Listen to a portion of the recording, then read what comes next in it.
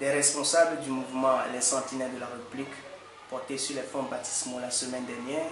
Quelle est la véritable mission du mouvement dans le contexte sociopolitique actuel du pays? Le mouvement de jeunes Sentinelles de la République, je peux dire c'est un mouvement qui vient à point nommé. Du moment où vous devez quand même avoir souvenance que c'est la jeunesse togolaise qui a été le fer de lance de la lutte démocratique au Togo. De toutes les manières, ce processus a connu des hauts et des bas et il est impérieux au jour d'aujourd'hui de pouvoir quand même conclure cette lutte. La mission essentielle quand même de Sentinelles de la République, c'est d'agir efficacement pour l'enracinement de l'état de droit, de l'artère de la démocratie au Togo et aussi faire la promotion des valeurs citoyennes, aussi, n'est-ce pas, faire la promotion de l'engagement des jeunes. Il faudrait cet engagement public des jeunes pour pouvoir agir efficacement sur la vie de la nation. Voilà les missions clés de Sentinelles de la République. Pourquoi aviez-vous choisi la dénomination Sentinelles de la République? De toutes les manières, comme le nom l'explique très bien, la sentinelle est là pour alerter si un danger arrive. Elle est là pour faire un travail de veille. Nous sentons que le Togo est en danger. Et il faudra faire ce travail de veille pour pouvoir le préserver de quelque catastrophe que ce soit. Raison pour laquelle nous avons pris ce nom et nous verrons à ce que les choses aillent dans les normes au Togo. Nous l'avons dit et nous le marquerons, le Togo ne sera plus la curiosité de la sous-région. Vous l'avez bien dit, les Sentinelles de la République, c'est un mouvement des jeunes Togolais. Et récemment, le chef de l'État a lancé un forum présidentiel de la jeunesse. Est-ce que vous, en tant que jeune Togolais, vous vous sentez concerné par cet appel? De toutes les manières, si après pas de 13 ans d'exercice de pouvoir que Ford Gnassingbé trouve la nécessité d'avoir une rencontre interactive avec les jeunes, nous ne pouvons qu'applaudir.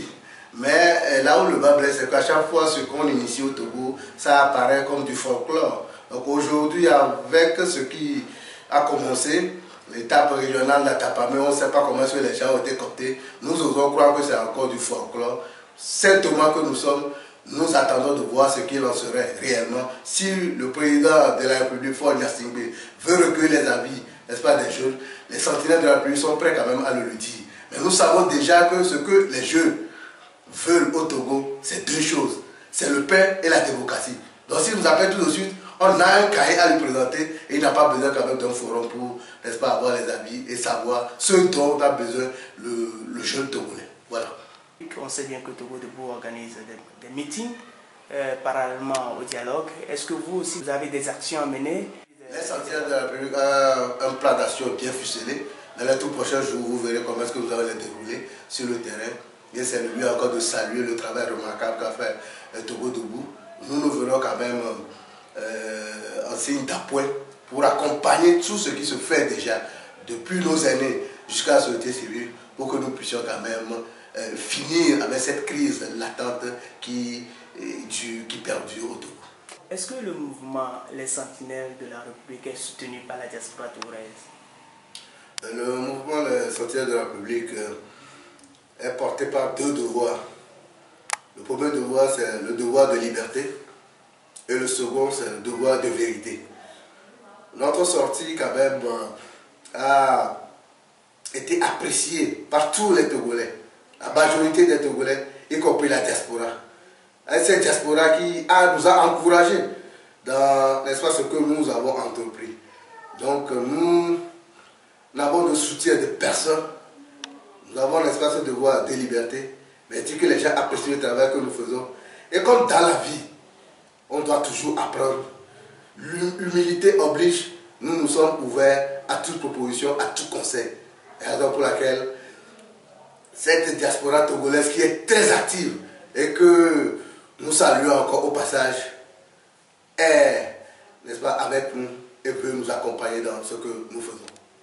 Nous allons aller un peu dans le secteur de la santé et qui est en ébullition avec l'arrestation du professeur Waté Bayou et les deux étudiants en médecine.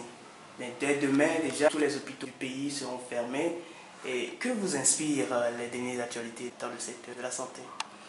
D'abord, je tiens quand même a saisi cette tribune pour apporter encore une fois le soutien de Sentinelle de la République au professeur David et bien sûr aussi au professeur Iou et les deux étudiants. Je crois savoir que c'est de ce qu'on peut dire l'instrumentalisation de la justice. C'est ce que nous dénonçons. Et ça ne peut plus continuer comme ça au Togo.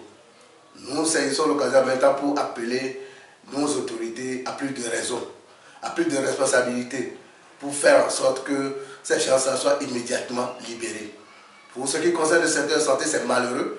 Ce n'est pas que le secteur de santé, il y a aussi l'éducation.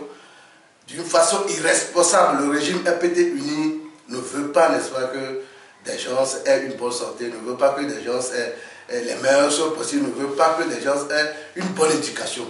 Je ne sais pas quel relève ils préparent. Et on nous parle d'un certain forum de jeunes, on nous parle de jeunesse. Ça ne colle plus. Il faudrait d'abord qu'on réfléchisse, n'est-ce pas, des solutions. On va dire des solutions radicales. Parce qu'on ne doit plus revenir sur ces crises. Que l'État, n'est-ce pas, prenne du recul, échange avec les agents de ce secteur pour qu'une solution définitive soit trouvée, n'est-ce pas, à cette crise. Alors nous sommes toujours dans le secteur de la santé et je l'avais dit, dès demain les hôpitaux seront fermés. Alors comment concevez le mouvement d'humeur des agents de santé? Le mouvement d'humeur des agents de la santé ne peut être que salué si c'est par là qu'on doit passer pour que l'autorité entende raison et fasse en sorte que cette crise-là soit réglée une fois pour de bon. Nous ne pouvons que les appuyer, les encourager à le faire. Mais aujourd'hui, la crise d'humeur vient du fait que l'autorité ne veut pas comprendre que quand on te confie une mission, c'est de faire en sorte que les populations aient un bien-être.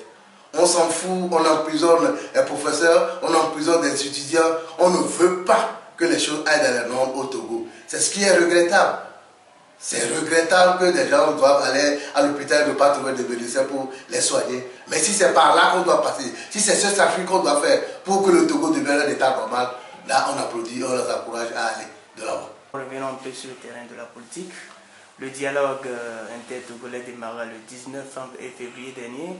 A du plomb dans l'aile. Quelle alternative proposez-vous en cas d'échec? Je le disais tantôt, au risque de me répéter, le processus a été enclenché par les jeunes. C'est la jeunesse qui a été le fer de lance de ce processus démocratique au Togo.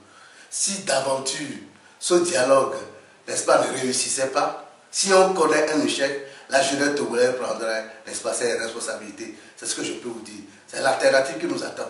Qu'on sache très bien que nous ne le laisserons pas faire et que la jeunesse, quand même, est prête à jouer sa partition pour que le Togo devienne un état de droit.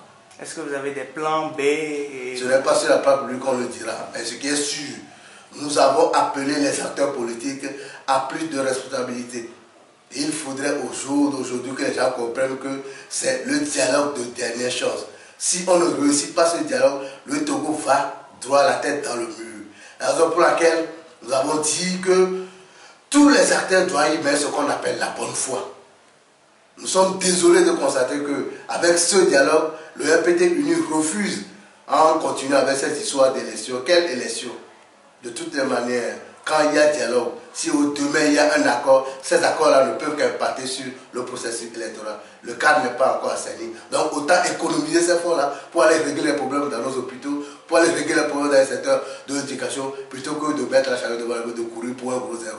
Le dilatoire ne marchera plus au Togo. La jeunesse est là, veille au gré, les sentinelles de la République sont là, nous veillons au gré. Alors un mot pour les Togolais? Un mot pour les Togolais, c'est que nous avons quand même le droit de rêver. L'espoir encore permis pour le Togolais.